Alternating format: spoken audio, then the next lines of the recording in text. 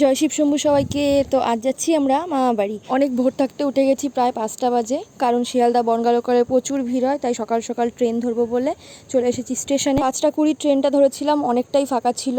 একটু বেলা হলেই আবার ভিড় বাড়তে শুরু করবে, তাই জন্যই ভোরবেলা আসা। তারপর স্টেশন থেকে নেমে খেয়ে নিয়েছিলাম কচুরি আর নিয়ে নিয়েছিলাম একটা কেক আর জলের বোতল। তারপর বনগাঁ থেকে রানাঘাট লোকালের ট্রেনটা ধরলাম আর নেমে গেলাম রানাঘাট স্টেশনে। তো রানাঘাট থেকে নেমে টোটো ধরে চলে গেছি মাসি বাড়ি, কারণ আগে মাসি বাড়ি যাবো, ওখানে 1-2 দিন থাকবো, তারপর সেখান থেকে মামা বাড়ি যাবো। মাসির বাড়ি হচ্ছে রানাঘাটে, ঘোলা কুটির পাড়ায়। রানাঘাট থেকে প্রায় 10 থেকে 15 মিনিট লাগে। তো চলে এসেছি মাসি বাড়িতে। তারপর খেয়ে দিয়ে ফ্রেশ হয়ে চলে গেছিলাম স্যালো মেশিনে সবাই মিলে। আর স্যালো মেশিনের পাশেই ছিল এই সুন্দর গোলাপ ক্ষেতটা, অনেক গোলাপ তুলে নিয়েছে।